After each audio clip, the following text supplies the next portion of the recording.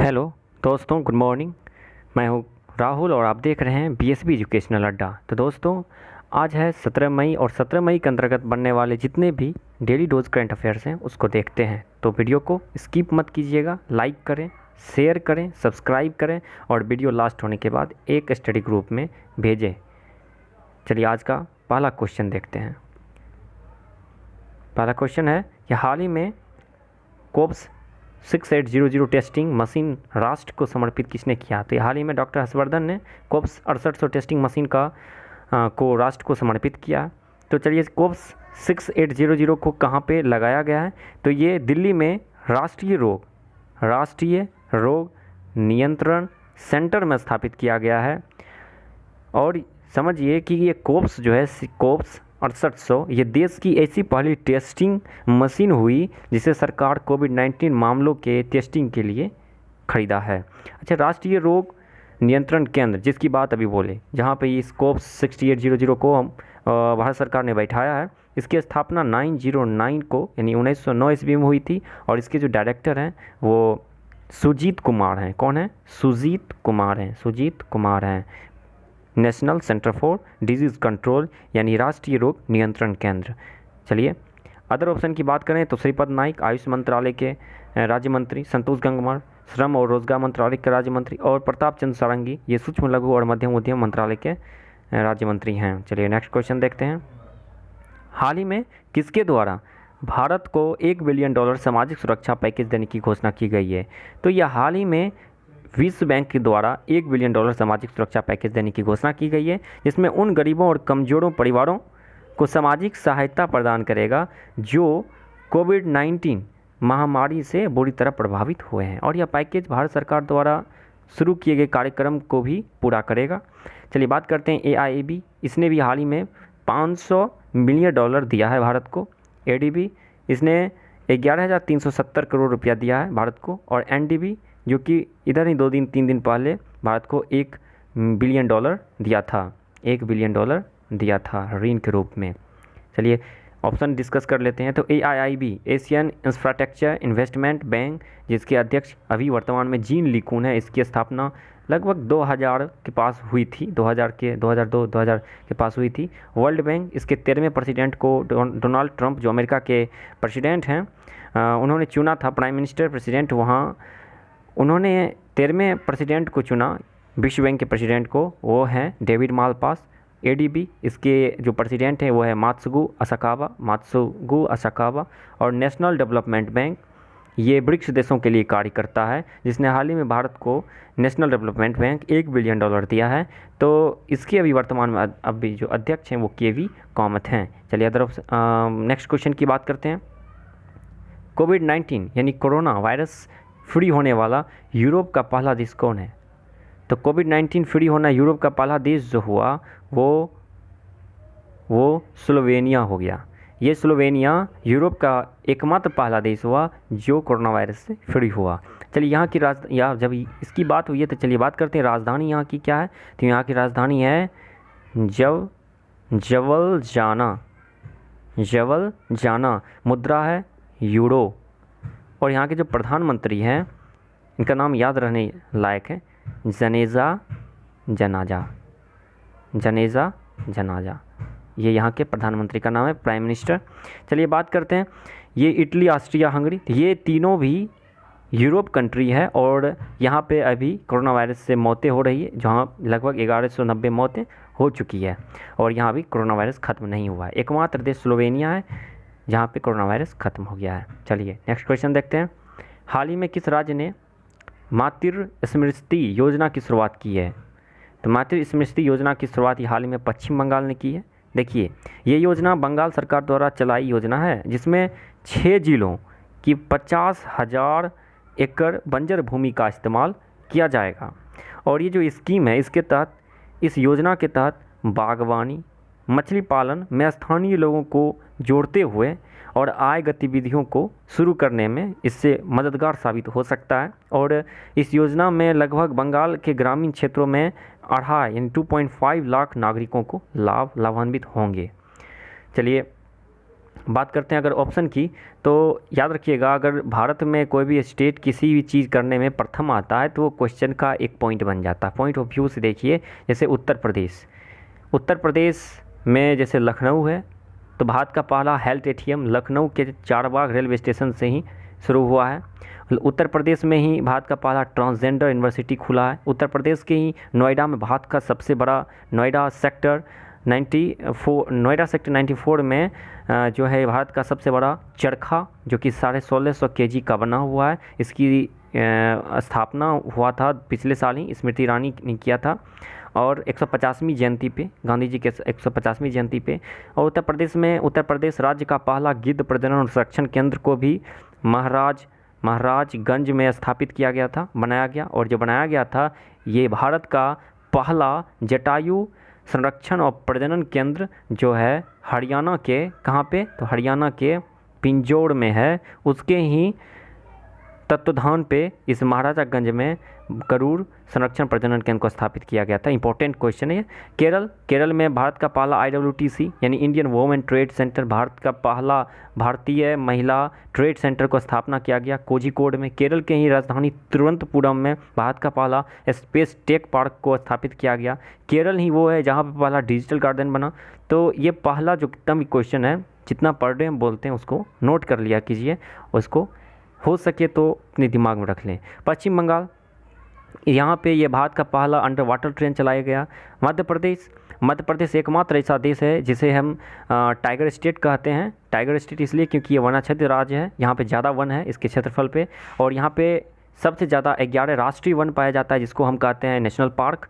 और भारत का पहला जो नेशनल पार्क था वो उत्तराखंड का हेली नेशनल पार्क था, जिसकी स्थापना 1935 में हुई थी। मध्य प्रदेश हाल ही में स्कूली बच्चों के लिए मिड डे मील सेवा उपलब्ध करवाया, ये पहला राज्य हुआ। मध्य प्रदेश ही ई-पॉलिसी लागू करने वाला भारत का पहला राज्य हुआ। मध्य प्रदेश में ही भारत का पहला टाइम बैंक की स्थापना की गई। और भी कुछ में मध्य प्रदेश बहुत आगे है। और हाल ही में जो स्कीम लागू किया है, जीवन अमृत योजना, जीवन शक्ति योजना, FIR आपके द्वार, ये सब है। चलिए नेक्स्ट क्वेश्चन देखते हैं। हाल ही में रॉबर्टो अज़ावेदो ने किस संगठन के प्रमुख पद से इस्तीफा दे दिया?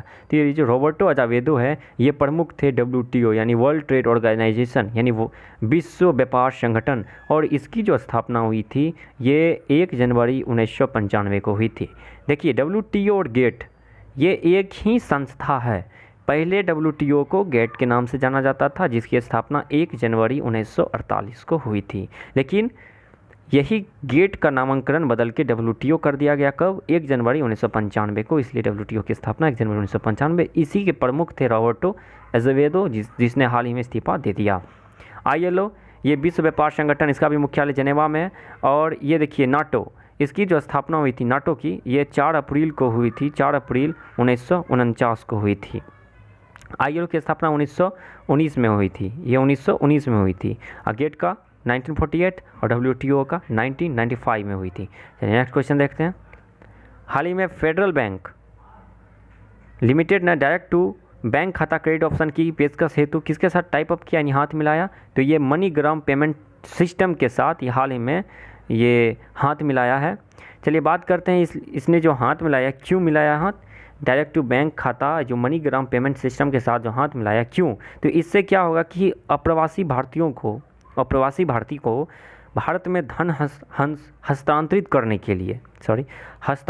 के लिए आधुनिक, कम लागत और तेज़ी से आसान तरीके से इससे मदद मिल सकती है। चलिए बात करते हैं फेडरल बैंक की बात आई है। तो फेडरल बैंक जो है ये, इसके अध्यक्ष जो हैं फेडरल बैंक के कौन अध्यक्ष हैं अभी? तो ग्रेस एलिजाबेथ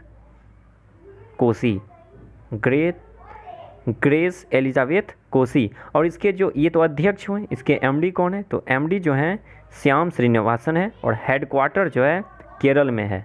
केरल में कहाँ है? केरल के अलुवा में है। और इसकी स्थापना 1931 में हुई थी।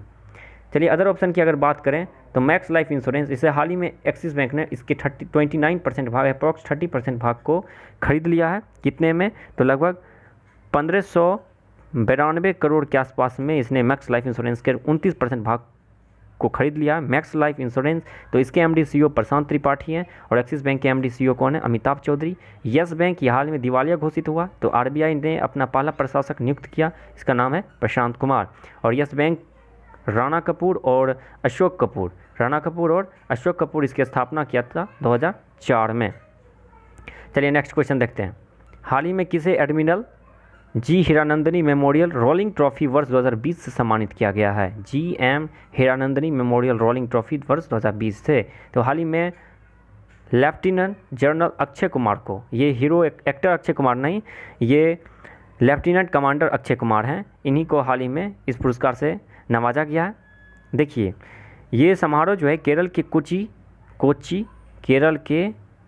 कोच्चि में ये मेरीटाइम वारफेयर सेंटर में आयोजित किया गया था। कहाँ पे? कोच्चि में, केरल के कोच्चि में मेरीटाइम वारफेयर सेंटर में आयोजित किया गया था।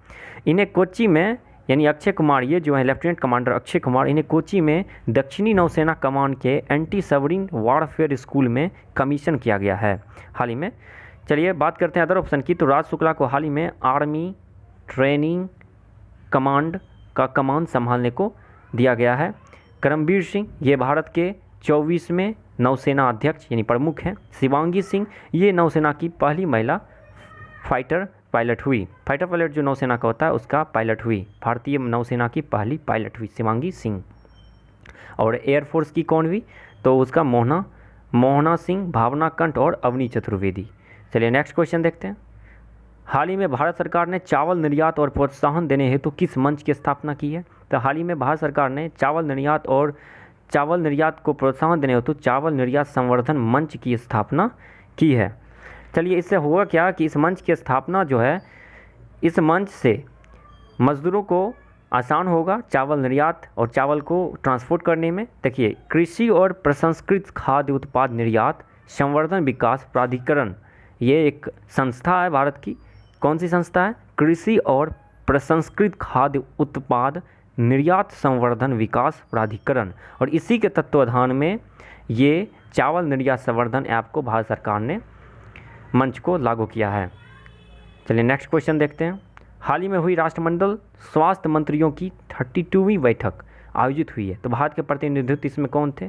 तो राष्ट्रमंडल स्वास्थ्य मंत्रियों की, तो जब स्वास्थ्य मंत्री की बात आई है तो जाहिर सी बात है कि भारत के केंद्रीय स्वास्थ्य मंत्री कौन है? तो भारत के केंद्रीय स्वास्थ्य मंत्री डॉक्टर हर्षवर्धन है। तो डॉक्टर हर्षवर्धन जो है, इन्हीं ने वीडियो कॉन्फ्रेंस के जरिए जो हुआ राष्ट्रमंडल स्वास्थ्य मंत्रियों की 32वीं बैठक, इसका प्रतिनिधित्व भारत की तरफ से किया।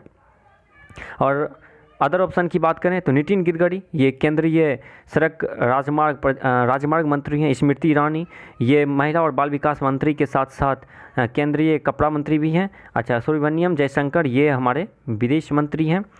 डॉक्टर हर्षवर्धन की और बात करें तो ये 50वीं जयंती, DST के 50वीं जयंती यानी department of science and technology, इसके 50वीं जयंती पर इन्होंने कोविड कथा नामक गाइड बुक को लॉन्च किया था। देखिए डॉक्टर हर्षवर्धन के अंतर्गत कौन कौन सी मंत्रालय हैं? तो डॉक्टर हर्षवर्धन केंद्रीय स्वास्थ्य एवं परिवार कल्याण मंत्रालय है ही साथ इनके पास विज्ञान और प्रौद्योगिकी और भू विज्ञान यानी पृथ्वी विज्ञान मंत्रालय भी है। चलिए नेक्स्ट क्वेश्चन देखते हैं और आखिरी क्वेश्चन इस वीडियो का। हाल ही में अंतर्राष्ट्रीय परिवार दिवस कब मनाया गया है? तो हाल ही में अंतर्राष्ट्रीय परिवार दिवस 15 मई को सेलिब्रेट किया गया है। तो चलिए अदर ऑप्शन की बात अगर करें तो 11 मई को कौन सा डे मनाया गया है? तो 11 मई को नेशनल टेक्नोलॉजी डे यानी राष्ट्रीय प्रौद्योगिकी या राष्ट्रीय टेक्नोलॉजी डे, राष्ट्रीय तकनीकी दिवस मनाया गया है। और 28 फरवरी को कौन डे मनाते हैं? तो साइंस डे मनाते हैं, क्योंकि सीवी रमन जो कि हमारे सीवी रमन वैज्ञानिक थे जिन्हें पहला नोबेल पुरस्कार मिला था 1930 में रमन इफेक्ट के लिए, इसी रमन इफेक्ट को सामने लाने के लिए, सबके सामने लाने के लिए उसी के उपलक्ष्य में 28 फरवरी को भारत में राष्ट्रीय दिवस मनाया जाता है। चलिए 9 मई को क्या मनाया जाता है? तो विश्व प्रवासी पक्षी दिवस मनाया गया है। और 12 तारीख को क्या मनाया गया? 12 मई को क्या मनाया गया?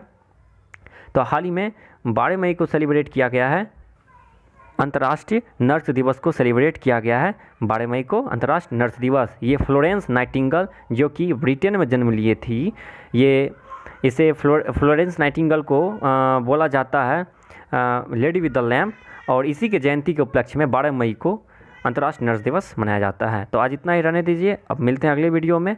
तो वीडियो को देखिए लास्ट तक, सब्सक्राइब करें, लाइक करें और एक स्टडी रिलेटेड ग्रुप में इसे शेयर ज़रूर करें। Thank you.